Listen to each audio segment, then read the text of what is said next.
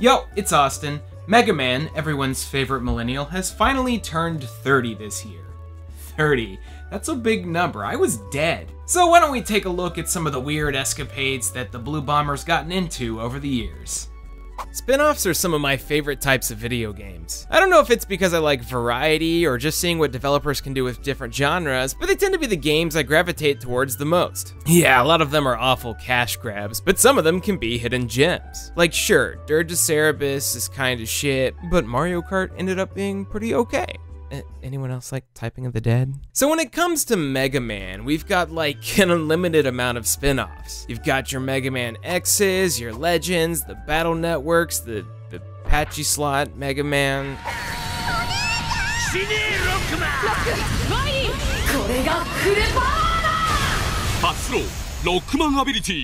However, these aren't gonna be the games I'm talking about today. Instead, we're gonna dive into the wonderful world of OG Megadude spin-offs. Fucking this guy, and this one.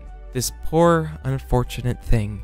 Now, weirdly enough, we didn't get a lot of these spin-offs over here in the States. A lot of these have existed purely in screenshots or YouTube videos in my mind. So let's get this started with the earliest of all of them. Wily, Unlights, no Rockboard, that's paradise. So picture this, it's January 1993, nearly 3 years after the Super Nintendo came out. If you ask me, that sounds like the perfect time to release an extremely niche Famicom game. A spin-off of the popular Rockman sounds decidedly in the bag to me. Okay, so what type of game should it be? Okay, so like, the kids love the board games like Monopoly. Let's put Mega Man in that. I mean Rockman, sorry.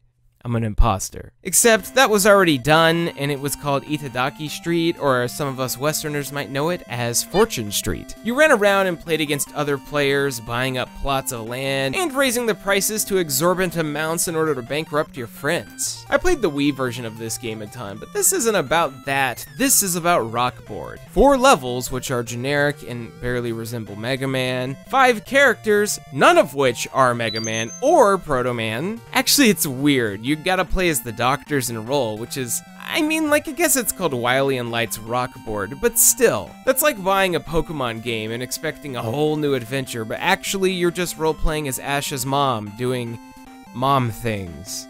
I'd play that.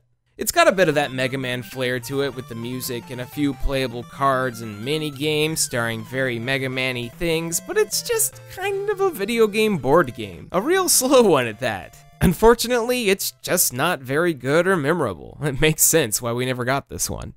Next up, we've got one that hits close to home. When I was a little kid, I used to go to this little activity center that had a Super Nintendo and a copy of Mega Man Soccer. However, I never got to play the game, as I was always sitting back, sipping my Surge, and waiting for something to happen. Or like, crab walking. Now, I'm sure we've all had a moment like that. A game that we could only watch as a weebab. Older sibling san was hogging the system. You never played it, but you knew the game, man. In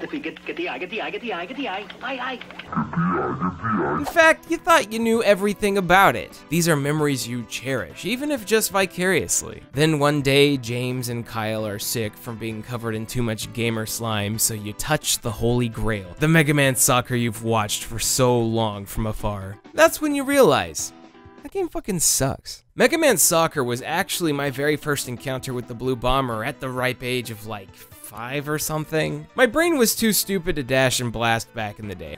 I could barely get through Mickey's 1, 2, 3s or Kirby's Adventure without breaking down and shitting my pants. Today I'll throw a surprise birthday party for Donald. Aha! There you are! Wow! But even so, I could tell that something was off with Mega Man Soccer. And that was... I mean, it's basically just a normal-ass soccer game with a super ability you get to use, like, 3 times in a match. I mean, it's rad that we can switch up the characters to have one of the many Mega Man representatives on the team. I always loved picking the Robot Masters because they were goofy looking. Iceman can run fast as fuck, too, so that's pretty cool. I don't really know what to say except the fact that it's Mega Man, but with a big ball. One singular ball that you hit real good. God damn it. Next up, we've got the Japanese-only Super Adventure Rockman for the Sega Saturn and PlayStation, or as I like to call it, the game they had to apologize for. As you can very clearly tell, it's an FMV game, which, I mean, is already enough to be sorry for, but it was also a case of a franchise sold to the lowest bidder for a quick buck. Koyusha made this one, who are famous for, Ant Nation? Yeah, basically, they just made it really violent and even killed Roll, so freaking sick.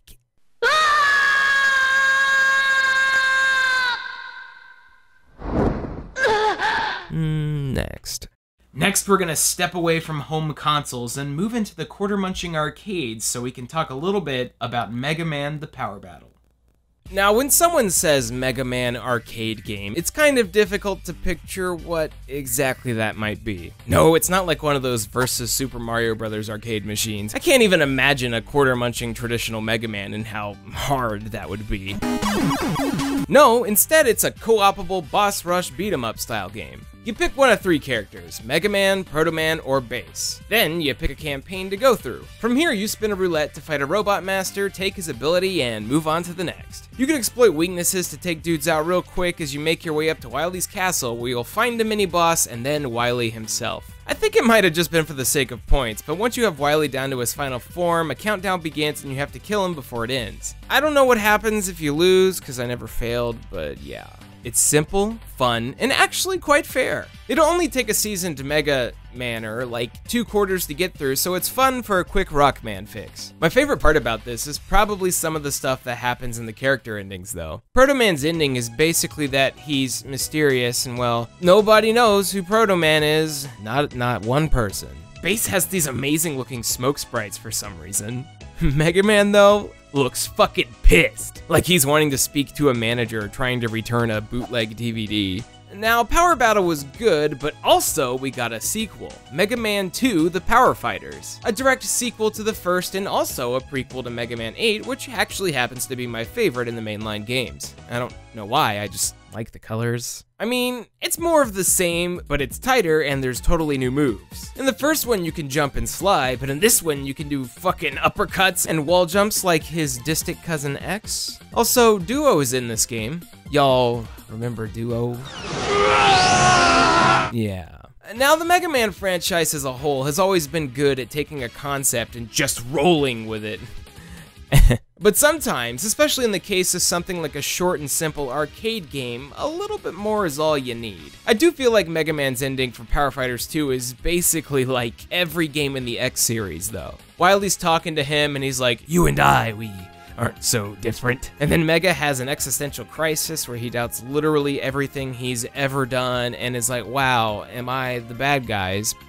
Before everyone gathers around him, including Proto Man, and they're like, "Hey man, it's not so bad. 2 wrongs make a right in this world. Killing's just fine." And then he's like, "Yeah, killing's pretty alright." I gotta say, I love the concept of a Mega Man arcade game throwing the player this dark-ass ending before kicking them out of the arcade all confused. The simplicity of the Power Fighters games actually made its way to handheld as well. It might be Japanese only, but Rockman Battle & Fighters for the Neo Geo Pocket Color is pretty damn identical to the second arcade game, but it works real well. The Neo Geo Pocket was such an underrated system, just like the Wonder Swan, but having an arcade quality game with low detail, highly animated and cute sprites is never a bad thing. I just wish we got it. But alas, all good things are destined to come to a halt. For now, we're gonna be talking about mobile games. Not like your Game Boys, but like this type of mobile game. I really wish I could play Crossman. Wait, Crossman? Is it Mega Man X-Over? Mega Man Crossover? What is it? Crossman. Yeah.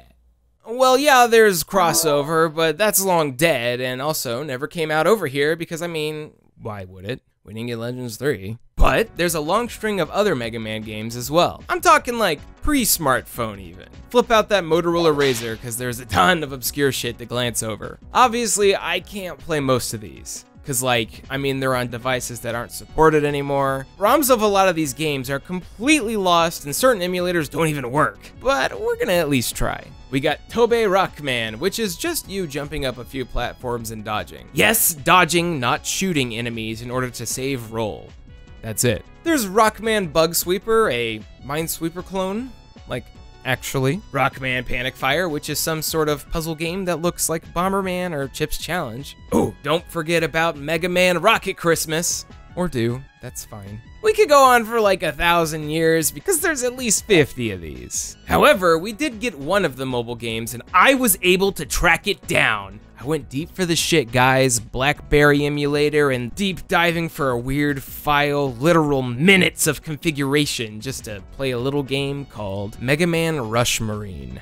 You heard me, BlackBerry. Remember those things? Maybe your dad does, but imagine playing a game on it. So picture this, auto-scroller. Yeah, that's acceptable, I think. Okay, but you're also stuck on Rosh, the dog, the entire time. Yep. Realizing that Megaman can't swim, Dr. Wily takes his battle to the sea so he can steal all of the oil in the world. Wily's basically BP in this game. However, thanks to that pesky Dr. Light, Rush is upgraded with submarine capabilities so Megaman can foil all of his plans. And that's exactly what you do. Very slowly. Rush Marine is an auto-scroller, and it sure isn't one of those quick ones. Kinda like that one Mario Bros level in Smash Bros, but with less things happening.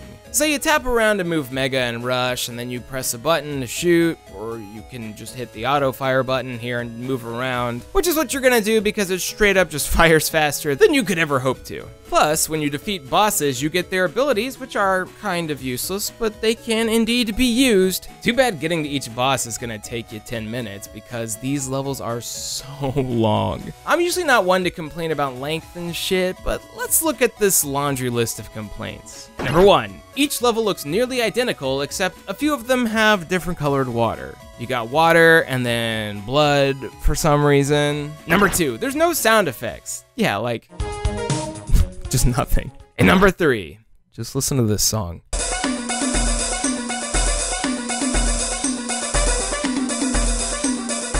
Woo! Imagine that for 10 minutes. And that's what I did, and it hurt. When you play stuff like this in the aforementioned games, you can really appreciate how far we've come. It's like we've evolved from generic brand deodorant to the modern, locally made, free-range deodes of today. C'est la vie. Alrighty, y'all, we got one more game, and I saved the stinkiest one for last. If you got a copy of the Mega Man X collection on the PS2 and GameCube and whatnot, you might have unlocked Mega Man Battle and Chase. I love kart racing games. I love them so much that if your franchise gets a spin-off kart racer, I'ma hop on that shit like it's a 4K TV during Black Friday. Jack X, let's go. Crash Team Racing, sign me up. Sonic All-Stars Racing Transformed, put me in a pair of overalls and drag me to the courthouse, baby, because we'll open. However, Mega Man Battle and Chase kind of falls into a different category. And now look, Mega Man's fucking sick. I think we all agree on that. He's always been like an alpha Chad who's gonna go down in history as a god. Probably, I mean, X might do that better, but that's a conversation for another day. I don't need any girl robots getting in my way. Longtime followers will remember the time I covered a little game called Bomberman Fantasy Race. Take a cool concept and toss it into a kart racer with some unique twists, in that case throwing bombs, and see what happens. With Bomberman, it was a disaster. With Mega Man Battle and Chase, you just can't get into it because they would never understand. Japan and Europe both got this game, but for some reason it never came stateside. I guess Capcom had no faith in their spin-offs making a buck here in the US of A. But also, I mean, just look at this game. You get like 2/3 of the screen at all times. There's always a camera on the bottom for first place. They couldn't just